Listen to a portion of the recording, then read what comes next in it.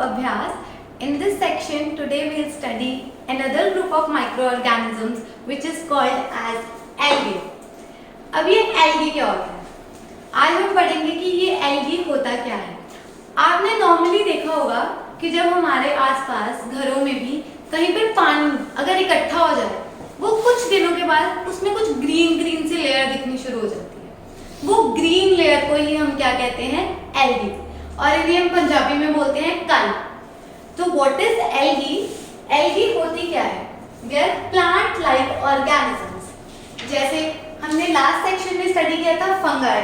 Fungi भी एक plant like organism है और एक एल्गी भी प्लांट लाइक ऑर्गेनिज्म है. तो इनमें डिफरेंस क्या है? लास्ट सेशन में हमने पढ़ा था जो फंगस होती है उसके पास क्लोरोफिल पिगमेंट नहीं होता, but algae it has chlorophyll. अगर इसके पास क्लोरोफिल है तो ये कौन सा न्यूट्रिशन परफॉर्म कर पाएगी? Autotrophic mode of nutrition. It can make its own food. And like plants it also has cell wall. इनके पास प्लांट्स की तरह सेल वॉल भी होती है. बट अब हम देखते हैं नॉर्मली प्लांट्स अगर हम अपने आसपास देखें तो प्लांट्स तो इतने बड़े बड़े होते हैं, उनके प्रॉपर स्ट्रक्चर्स होते हैं जैसे रूट, स्टेम, लीव्स. बट जो एल्गी है उसके पास प्लांट्स की तरह रूट, स्टेम और लीव्स नहीं है. इनका बॉडी स्ट्रक्चर बिल्कुल एक थैलस, एक मांस के टुकड़े की तरह होता है. ऐसे बॉडी स्ट्रक्चर को जिसके पास कोई स्पेसिफिक ऑर्गन नहीं है जैसे रूट, स्टेम और लीव्स, उस बॉडी स्ट्रक्चर को हम कहते हैं थैलस. जो एल्गी है इसका साइज वेरी कर सकता है. It can go from 1 micron to in centimeters. Microns के एग्जांपल है हमारे पास क्लेमाइडोमोनास. एंड इन सेंटीमीटर्स में जिस एल्गी का साइज है one of the example is Laminaria. Algae हमें it can found in fresh water and sea water. ये हमें दोनों तरह के पानी में मिलती है, फ्रेश वाटर में भी, सी वाटर में भी, जहां पानी थोड़ा मरीन होता है, नमकीन होता है. तो ये हमें दोनों सरफेसेस पे मिल जाती है. कई बार ये हमें प्लांट्स की बार्क पे भी मिल जाती है, ट्रंक ऑफ ट्रीज. प्लांट्स की जो स्टेम होती है उस पे भी हमें ये मिल जाती है. ये हमें नॉर्मली रॉक सरफेस, पत्थर पे भी मिल जाती है, rock surface. One of the most common example of algae is spirogyra. Spirogyra को स्पायरोगायरा क्यों कहते हैं? Why it is called as spirogyra? इसका आंसर है कि प्लांट्स के पास जो क्लोरोफिल पिगमेंट होता है, हमने ये सेल चैप्टर में डिस्कस किया था कि स्पेशल प्लास्टिड्स में होता है जिन्हें हम कहते हैं chloroplast.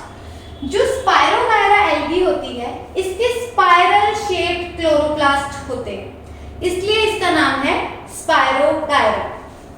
So let us have a look what we have done so far. What is algae? They are plant-like organisms. Like plants, they have chlorophyll. They also have cell wall, but they do not have root, stem, and leaves. Such body structure that does not have any such organs, they are called as thallus. Their size can vary from 1 microns to centimeter. Examples are Chlamydomonas and Laminaria.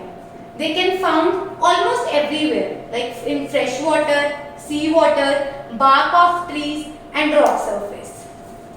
In this section, we will study another group of microorganisms which is called as protozoa.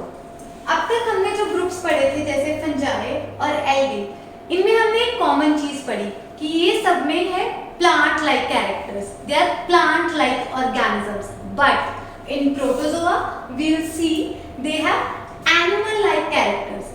ये कौन से organisms हैं जिनके पास animal-like characters हैं? They are unicellular organisms, means इनकी body एक cell से बनी हुई है. They are unicellular organisms and they have animal-like characters. अब plants और एनिमल्स में एक बेसिक डिफरेंस तो यही है कि प्लांट्स मूव नहीं कर सकते और एनिमल्स जो है वो मूव कर सकते हैं. अब अगर ये एनिमल लाइक कैरेक्टर्स शो करते हैं, इट मींस ये मूवमेंट भी शो करते होंगे. अगर ये मूवमेंट शो कर रहे हैं, तो ये मूव कैसे कर रहे हैं? इनके पास अलग अलग मोड होते हैं, अलग अलग तरीके हैं जिनसे ये मूवमेंट कर सकते हैं। जैसे they have locomotory organs like pseudopodia, cilia and flagella. Now let's discuss them. Pseudopodia. What is pseudopodia? Pseudopodia, they are false feet-like structures. Pseudopodia, they are kind of false feet, झूठे पैर. It is generally shown by amoeba. Amoeba को जब कहीं अपना खाना खाने के लिए ये जब फूड पार्टिकल को अपनी बॉडी के अंदर लेके जाना चाहता होता है, तो ये स्यूडोपोडिया फॉर्मेशन करता है, झूठे पैर बनाता है. इस तरह से वो खाना अपने अंदर बॉडी के अंदर लेके जाता है. So it is one way of locomotion, that is pseudopodia. Next is cilia. अब ये cilia क्या होते हैं? Cilia, they are hair-like structures. They are hair-like structures, as you can see here in paramecium. ये hair-like structures हैं. ये continuously ऐसे movement show करते हैं. They are finger और hair-like structures जो continuously ऐसे movement show करते हैं. अब ये ऐसे मूवमेंट शो करेंगे तो इससे ऑर्गेनिज्म को हेल्प मिलेगी लोकोमोशन करने में. And they are found in paramecium. Third locomotory organ is flagella. अब ये फ्लैजेला क्या है?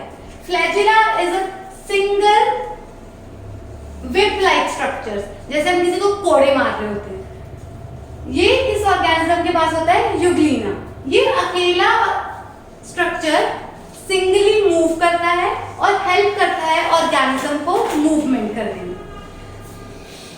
And like other micro organism, protozoa, they can also found in fresh water, salt water, ponds, lakes, soil, and they can also exist as parasites.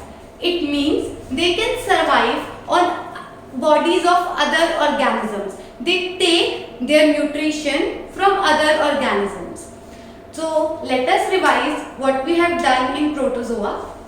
What are protozoa? Protozoa are unicellular organisms. They show animal-like characters और इनका size vary कर सकता है. Their size can vary from 2 to 200 microns. As they have animal-like characters, so they show movement. For this movement, they have locomotory organs like pseudopodia, cilia, and flagella. Pseudopodia we can see in amoeba, cilia we can see in paramecium, and flagella we can see in euglena. Like other organisms, it can found in fresh water, salt water, ponds, lakes, soil, and as parasites. In this session, we'll study about the last group of microorganisms, which is called as viruses. जो ये viruses है, viruses तो आजकल सबको, ये आजकल का बहुत ही हॉट और ट्रेंडिंग टॉपिक बन चुका है. तो ये वायरस होता क्या है? आज हम समझेंगे बेसिक वायरसेस होते क्या है. वायरसेस जैसे लास्ट हमने पढ़ा था, फंजाई, एल्गे, ये प्लांट्स की तरह होते हैं. प्रोटोजोआ हमारे एनिमल्स की तरह होते हैं. बट वायरसेस ये किसी की तरह नहीं होते. They are neither be placed in plants और एनिमल्स. ना ये पौधों की तरह है, ना ये जानवरों की तरह है. They can neither like plants nor animals. और अगर मैं आपको एक कॉन्ट्रास्टिंग स्टेटमेंट बताऊं कि viruses they are not living organisms. Viruses living organisms नहीं है. ओ, पर ये छोटा सा वायरस फिर हमें इतना नुकसान कैसे पहुंचा देता है अगर ये लिविंग ही नहीं है? अगर ये छोटे वायरसेस नॉर्मली बाहर प्रेजेंट हैं, they are non living. But अगर इन्हें एक लिविंग सेल मिल जाए तो ये लिविंग सेल से एनर्जी लेके रिप्रोडक्शन करना शुरू कर देते हैं. इसलिए ये लिविंग सेल के अंदर जाकर उसे नुकसान पहुंचा देते हैं. They can neither be living nor non-living, but they are at the borderline of living and non-living. What does it mean? कि ये living भी नहीं है और non-living भी नहीं है. ये उसके borderline पे है. अगर एक माइक्रो ऑर्गेनिज्म जैसे वायरस अगर ये नॉर्मली प्रेजेंट है हवा में सरफेस पे तो ये नॉन लिविंग है, पर जैसे ही इसे हमारी बॉडी या कोई भी लिविंग बॉडी का सेल मिलता है तो ये रिप्रोडक्शन स्टार्ट कर देता है। तो इस तरह ये लिविंग भी है और ये नॉन लिविंग भी है। अब इसके लिविंग और नॉन लिविंग में लिंक क्या है? That is reproduction. रिप्रोडक्शन इनके लिविंग और नॉन लिविंग में एक लिंकिंग पॉइंट है। Reproduction is the linking point between the living and the non living. अब लिविंग में तो प्लांट्स भी आते हैं, एनिमल्स भी आते हैं, बैक्टीरियाज भी आते हैं। सो दे viruses they can be found in plants, animals and even on bacteria. So let us study what these viruses are. Viruses, they can neither be placed in plants or animals. They are not living organisms, but they start to reproduce when they enter the living cell.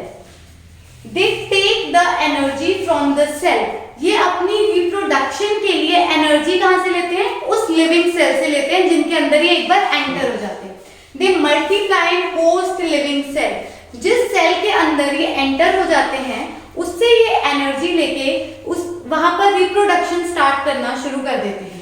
They can not multiply by themselves. ये खुद से multiply नहीं कर सकते। अगर कोई virus normal air में present है तो ये नॉन लिविंग है, ये खुद से मल्टीप्लाई रिप्रोडक्शन नहीं कर सकता।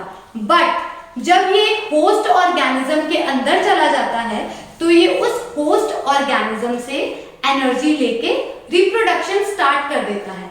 इसलिए they are at border line of living and non living. What is the linking point? Reproduction is a link between living and non living. अब लिविंग में हमारे पास आते हैं found in, so viruses they can be found in plants क्योंकि plants भी living है। They are animals, animals में भी पाए जाते हैं। और जो वायरसेस स्पेसिफिकली बैक्टीरिया के ऊपर डिपेंड करते हैं, जो बैक्टीरिया के सेल के अंदर जाके रिप्रोडक्शन करते हैं, उन्हें हम कहते हैं bacteriophages.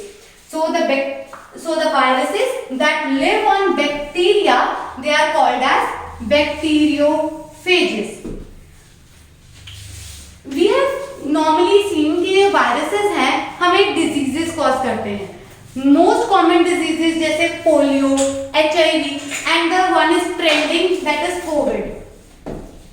COVID is also caused by a virus. So let us revise what we have done in the whole session.